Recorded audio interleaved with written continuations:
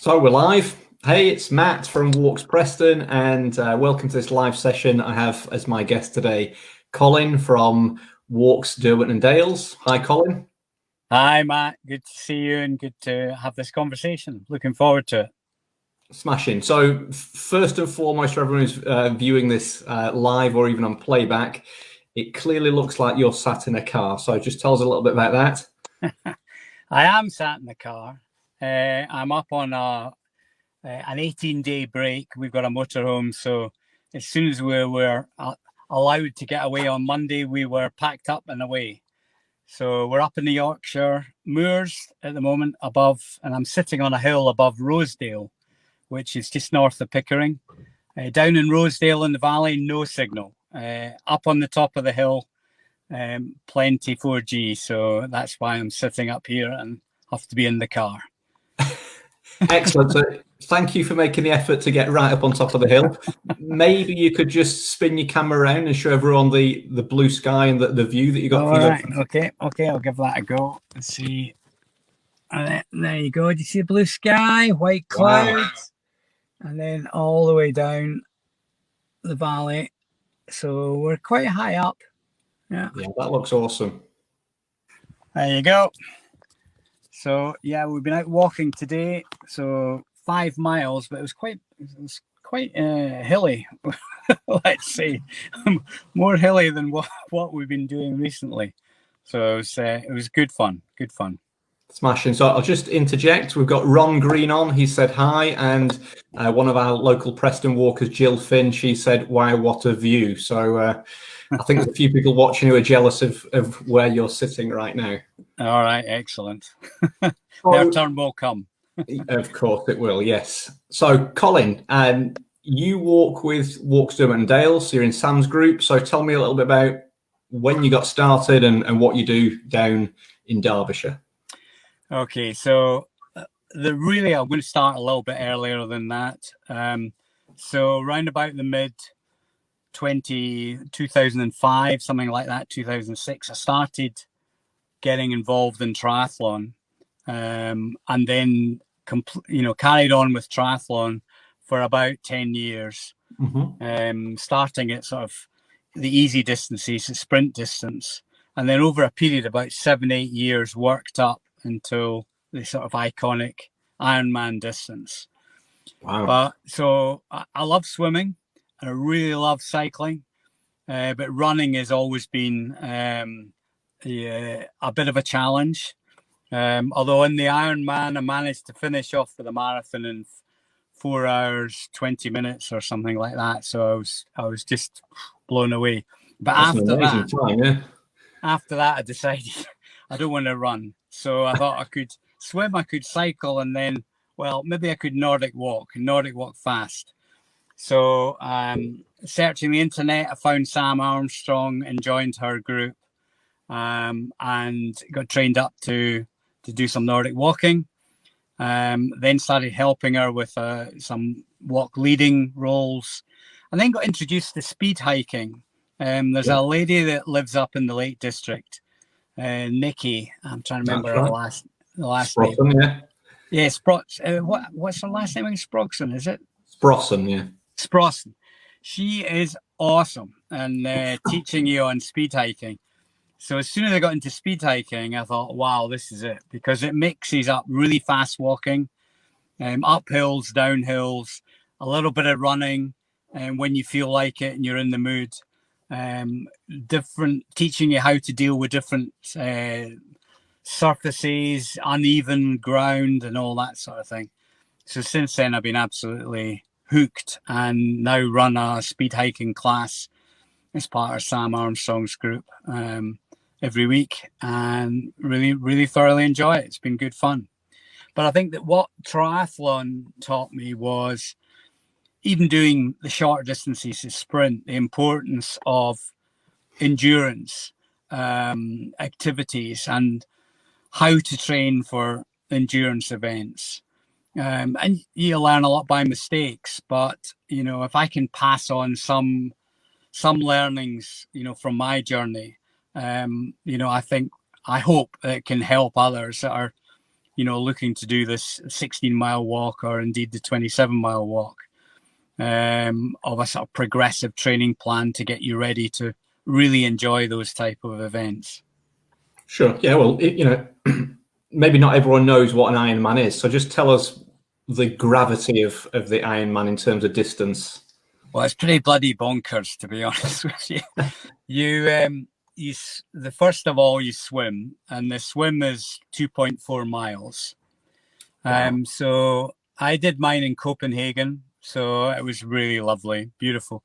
And you're in the water about 8 o'clock in the morning. So swim 2.4 miles. It took me just over an hour, and I was out. And then you jump on the bike, and you cycle for 112 miles, which takes about 6 hours, six and a quarter hours. And what you're conscious all the time is you're cycling to be able to run at the end of it. Mm-hmm. So you're not going flat out, you're going at a nice, comfortable pace. And you're taking on plenty of food, plenty of liquid. The end of the cycle, you get rid of the bike, and then you put your running shoes on, and then you run a marathon. So 26 miles. So I crossed the finishing line. I was in the water at 8, and I finished my day's exercise at 20 past 8 at night. So it's a 4 days activity there, isn't it? Bloody bonkers. I mean, I had a really good friend there who said I'd aged about 3 or 4 years, and I was just absolutely gibbering. I left everything on the line. There was nothing left. I could hardly talk.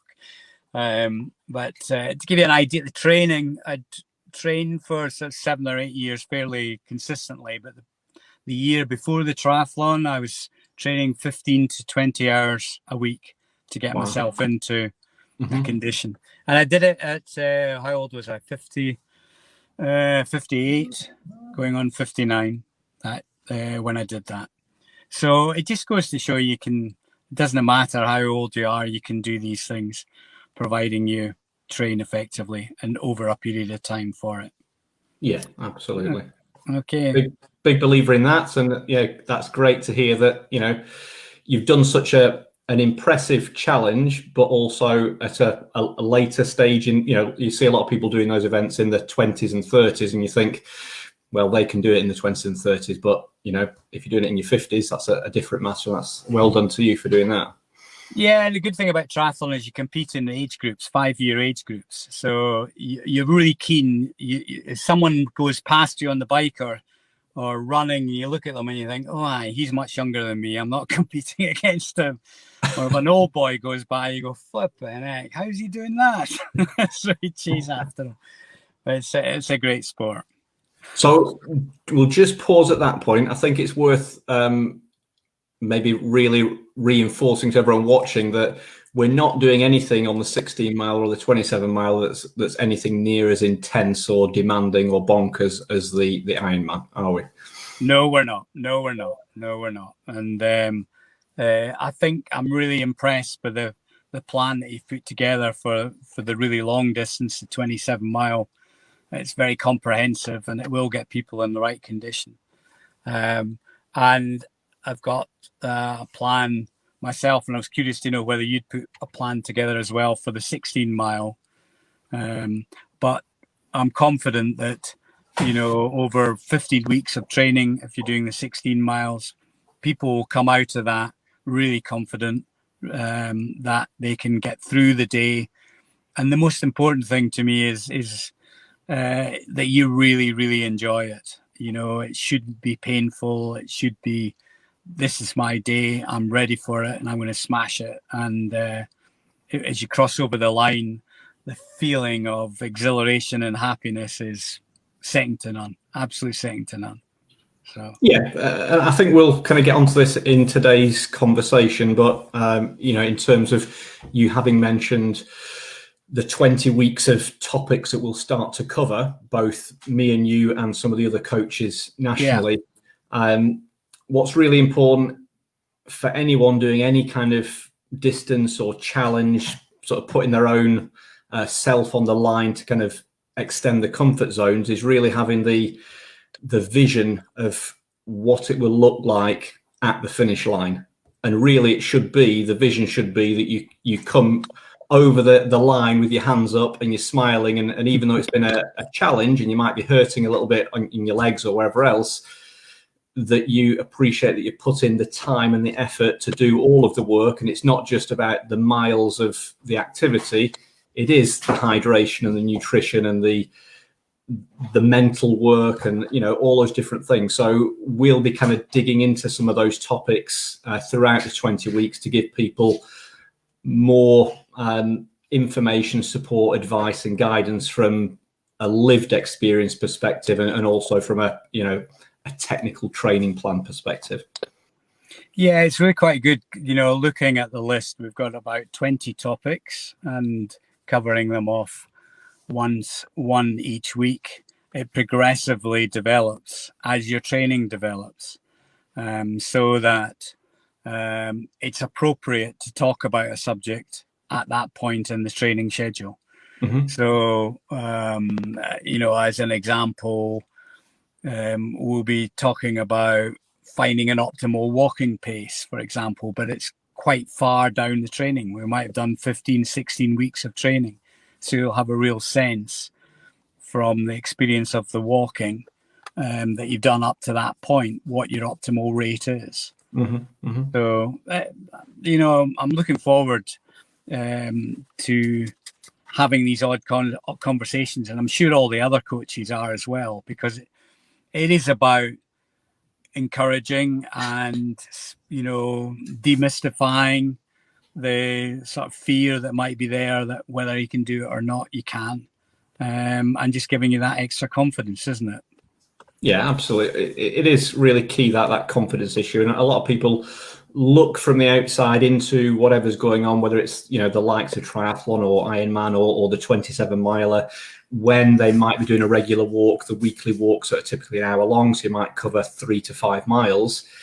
3 to 5 miles stretching to 27 just seems almost insurmountable if you've never walked that far before. Yeah. And it's through the process of the education and the activity, the action, that we'll get to that point where we feel confident to go into the event and come out the end of it knowing that we'll have managed it and, you know, not feel, you know, a mess. Yeah. The other thing I would add, Matt, is you know, from my experience of doing triathlon, sometimes you look at the really long distances like the Ironman, and you feel that you've got to go for that immediately in the first year or the second year. And it's a bit the same with this 27-mile route. It's absolutely okay to, you know, hold back and do it next year or the year after. You know, we've got years of walking ahead, you know, hopefully. So just, you know, having it out there is a desire to go to that distance is absolutely fine, rather than feeling that there's pressure to do it now. So I think as the training progresses, it's absolutely okay in my mind to sort of say, you know, 27 miles, I think I'm not going to be quite right for it now. I'm going to focus on the 16 mile and swap to the 16 mile. Yeah, absolutely. Yeah. You know, we really want people to, if they want to participate this year, to get to the start line and to get to the finish line. And, you know, like you just said, it's not about, you know, we say it in our walks, when new people join the group, other people are established. Sometimes some people are a little bit self-conscious. Oh, I'm going to hold people back because I'm not sure my fitness level's there, etc. You know, this is not about pushing yourself to have to do the 27 miles. It's, you might start on the 27-mile training program. You might just say, you know what, I've done a 15-mile walk as part of that, and I feel like I'm comfortable just doing the 16-miler rather than having to push past something I'm not feeling too comfortable with right now. Yeah. I mean, folk have got to remember the terrain that's down there at Purbeck. You know, if you go into Purbeck, there's some cracking hills, but that does slow you down, you know, and that's why I think it's quite key in this, up until the point where we're starting, you know, the formal training, is that you get a real sense of how how effective your walking pace is. How many walking miles per hour am I doing on a flat terrain, and how many am I doing on a hilly terrain? Mm-hmm. Because that's your start point, and that's all our start points. And then if we're averaging on the hilly profiles, I'm doing 2 miles an hour at best. Then you're looking at 13 and a half, maybe 14 hours, maybe 15 hours to do 27 miles. So the push to increase your rate of walking may end up spoiling it. And it's better maybe at that point to sort of say, let's focus on 16 and I'll look at 27 next year, and I'm going to learn from that. I'm very much a supporter of not rushing to the biggest distance right from the get-go. Yeah, well, I'm definitely with you there. We'll just pause for a second. We've got Sam Armstrong. She's given us a hello. And we've had Di Duckworth. She said, Iron Man is bonkers. So. It is. It's very addictive, though. But it's bonkers. Hi, Sam. Yeah, but, it's addictive, the whole walking. You'll know it yourself from being in Sam's group and our guys who are in the Walx Preston group, that they kind of start off and, I'll come once a week. And then all of a sudden they're doing 5 times a week. And it's like, where's that addiction come from? We're not twisting your arm to get like that, but I think there's an inherent part of being in the outdoor space, and particularly with the group dynamics that Walx provides, is encouraging and enticing to go out with other people and enjoy yourself whilst you're doing the activity. And just back to the point of the pace and the distance of the 27 mile in the terrain of Purbeck.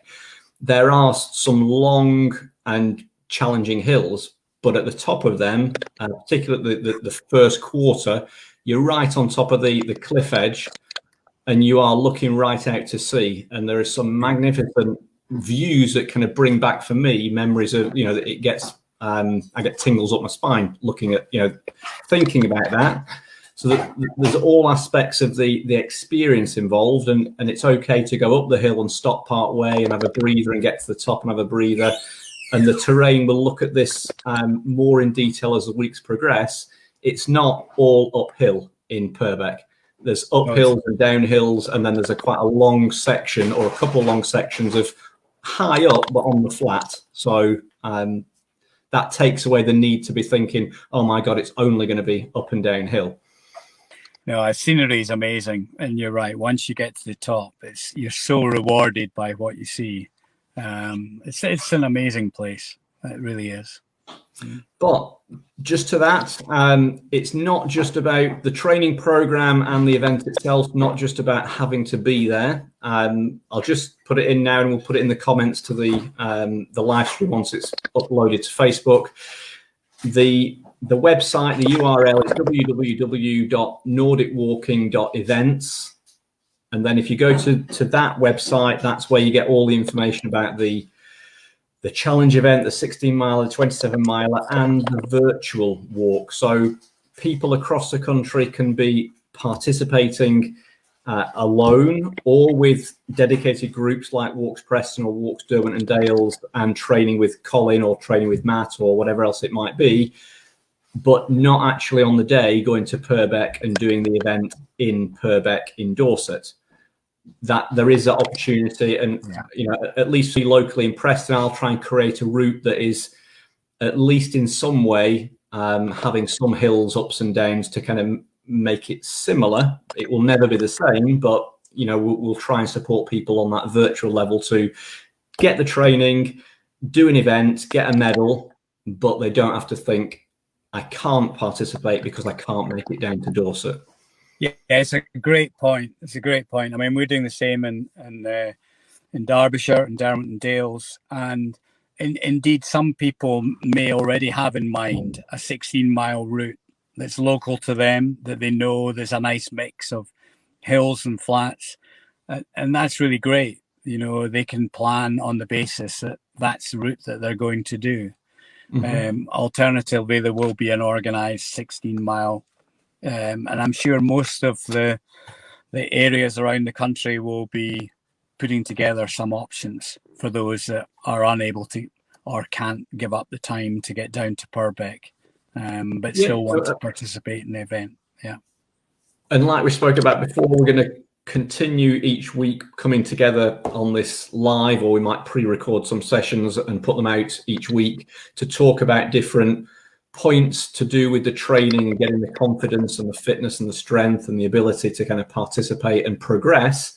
And then within some of those sessions, we'll invite some of the other coaches, where it might be both the two of us and another coach, or maybe up to 3 or 4 other people, and we can kind of be having a little panel discussion about certain, our individual experiences with footwear or on hills or other parts of the topics that we're going to be discussing.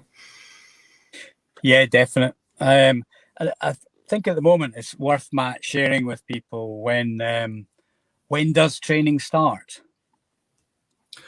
So the official date is the Monday, the 26th of April. So it's still a good, almost 2 weeks away. So we've still got a bit of time to kind of get people warmed up, which is part of the reason for the session today, that we're just starting to put that content out there, get people familiar with the page to go to look at the information, to book it, and to start profiling themselves into the group, the Facebook group that we've got for the challenge, and finding where and with whom they might walk as part of the training process. Yeah, and the 16 mile, I've got that down as potentially starting on Sunday the 30th of May. It's a shorter program. It's about 16 weeks.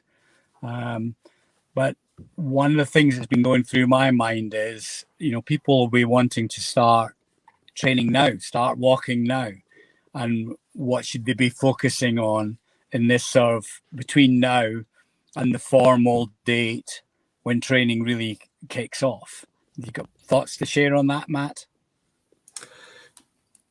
I don't see really any issue why someone wouldn't consider joining the 27 mile, the 20-week training program, and then when they get to that point down the line where they're comfortably able to contemplate and do a 16 miler, that they kind of just roll forward that training and carry on progressing with the decision, do I move it up to the 27 miler, or do I just stay at that level but not kind of give up the training in that sense? I think one of the things that's been going through my head is enthusiasm can sometimes result in starting training now and starting to try and walk at fast pace and all that sort of stuff, and putting intervals in. And my experience has been, actually, before the training starts formally, this is a really good time to just gently walk, to walk at what we would describe as a 3 out of 10 in terms of effort, postural pace, a pace where you're just focusing on how you're walking, keeping it nice and easy, keeping it flowing, walking maybe for 3 miles in a session, and just getting a feel for where you are in terms of your start point, your level of fitness, how fast and effective you're walking, your style of walking, have I got good form? And that'll, it does a lot of good to get that baseline and that base training before we start getting into the formal training.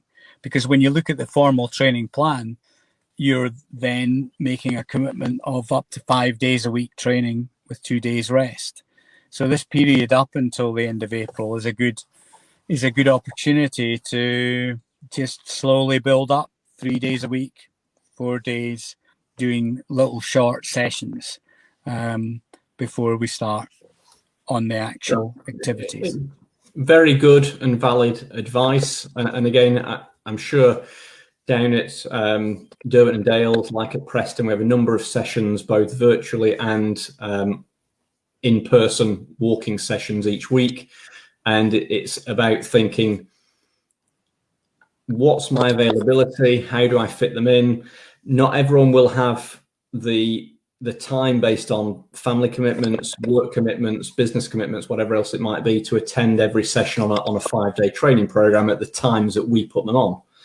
And that's not to then say, I can't do it because I can't attend your session. It's how do we as coaches locally and nationally support everyone, get what they need out of it to be able to keep up their training program and fit it in with, you know, the life and lifestyles that we lead. And, you know, we've got to kind of take that as it comes to a certain extent, but it's about the individual saying, this is what I'm aiming for, and I need to rearrange potentially my priorities about what things I would have done previously that I might move to the side or park for a while whilst I start getting a little bit more involved in both the training program, but even on regular walks, because we have a number of walkers who will be doing the training who walk several times a week.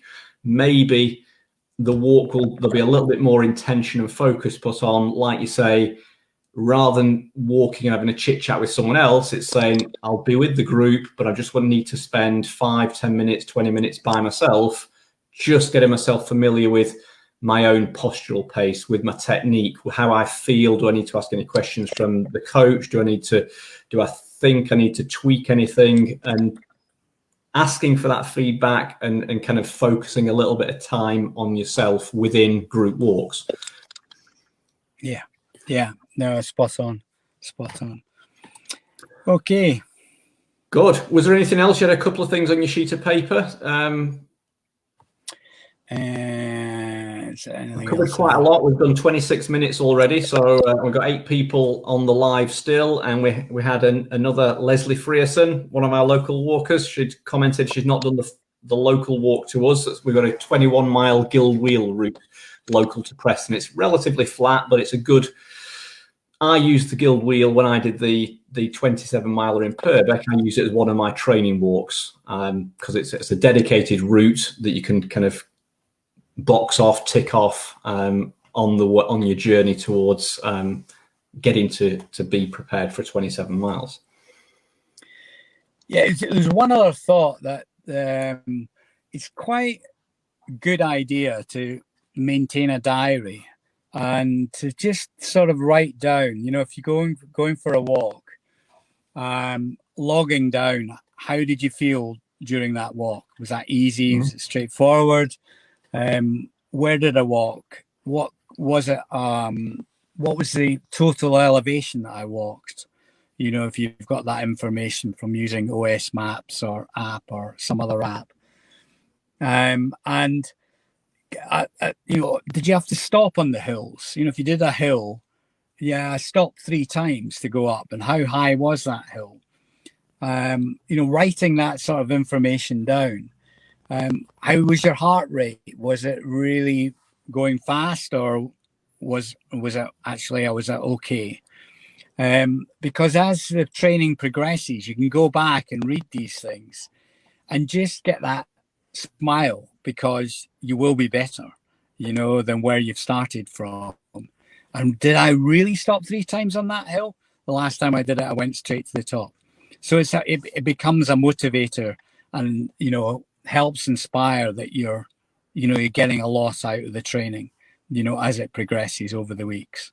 So logging. Sure, that's a really solid tip. That's great. You know, I think as people start to do that, whether it's more rigidly and formally with a diary, or they're kind of tracking it on an Excel spreadsheet or whatever it is, or even if it's just kind of looking at their app every so often or looking back at their app at the data, you do start to build that confidence, but also a little bit of I could maybe nudge myself a little bit more now, and maybe I'm thinking about I might be able to complete this, not just the 16, but the 27. Or if I did the 16, I might be able to do it not just in what I'm currently walking at 3 miles an hour, but I might be able to go a little bit faster. And you start to then think about, what are the individual small elements that I can tweak for the improvements? That might be the hydration, the nutrition, might be bathing in Epsom salts after a walk, going for a massage. You know, when I did it, it was a good 4 years ago, whenever it was, there were lots of little things like that I started thinking about and doing as part of the course. I was, what if I did this? And when I do that, what possible improvements that going to make? And can I shave off another minute or 5 minutes? Or what I did when I did the first PURBECK Marathon, it was full Nordic walking. And it is at 42 kilometers. And at the time, I'd been doing quite a lot of 10-kilometer races. So if you've heard of the Grasmere Gallop, I'm not sure whether you've been up to the Grasmere Gallop. That's a 10K race. So I was doing a lot of 10Ks, and I was building up a speed and pace to get through a 10K within just over an hour. So I then kind of added it up. Well, that's 4 10Ks to get to the end of this 27-miler. What if I try and do the first 10K at this pace, and then I try and do the next 10K at a similar pace, but I know that I won't quite be able to keep up that pace. And I kind of then added it up. Well, if I did the first one in an hour and 15, I might do the next one an hour and a half, the next one an hour and 3/4. And you add it up and you start saying, right, let's go out for a 20K walk. I mean, this is further down the line of the training program, but how can I get 10K under my belt and then work on the next 10K? So it's thinking about not just out of the blocks, it's when you've been for a walk for an hour, can you do a little bit of hill training? Can you do a little bit of concentration on your technique? Can you do a little bit of interval training after an hour where you're a little bit fatigued? Because that's going to happen when you're on a course, particularly if it's going to take you 5 hours or 9 hours or whatever it might be, depending on which of the distance events you're participating in. Mm-hmm. Yeah, no, it's great points. It's great points. In some ways, you're talking about marginal gain. This other one, it's about smart training. I think lots of things come up in your head as you go through this, thinking footwear, thinking clothing, thinking how often am I eating an energy bar and how frequently am I drinking. So as an example, when I was doing that 112-mile cycle ride, my watch was beeping every 15 minutes. And every 15 minutes, I would drink 100 ml of liquid. And I went through 7 bottles of drink, which was an energy drink, over that period. 7 bottles, and each bottle had between 500 to 700 ml of liquid. So it was a massive amount. But it meant at the end of the cycling, when I got to run, I felt absolutely brand new. And so there's things that we're going to cover to get us into a position where the mind can control over the body, and we can be really strong and do great things over these distances. Yeah, you can't underestimate that preparation and that kind of tracking and just being mindful of, like you said, the diary, how you feel when you're doing that increasing distance or elevation or whatever else. Yeah. I've got a quote here, Wild Wheeze. I guess if you're cycling 112 miles, then that's just going straight in and sweating it out again. So there's no need for a toilet on a bike like that. I did actually visit the toilet at the end. I was kind of desperate at the end of the cycle. I was quite relieved. But the thing is, you get into, this is really sad, but you start looking at the colour of what's coming out. And if it's really deeply yellow, you're in a mess because you're dehydrated. But if it's flowing light and clear, you think, results. I'm properly hydrated, crack on. They'll all be with their heads between their legs looking at the colour of the pink. Never mind.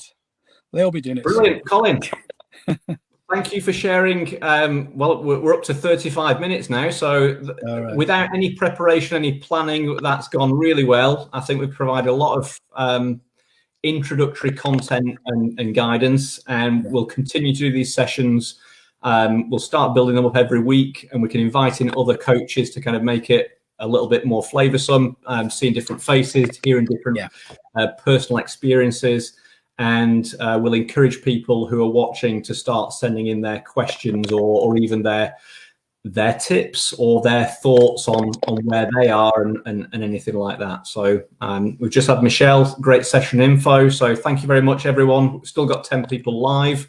Thank thank you for everyone who's listened in today. Thank you for Colin. Just give us that last look at the view before you head off down the hill. Here we go. Let's just get this right. Yeah. Oh, look at that blue sky. That looks just fantastic. There you go. Brilliant. Rob there. Thanks, guys. Thank you, Rob. We'll have you on the call soon. Colin. Yeah. Cheers. Cheers for now. Thanks for that. Very good. Take care. Enjoy the rest of your holiday, and we'll see you soon. Yeah. Yeah, we'll keep in touch. Okay. Bye, everyone. Thank you. Bye.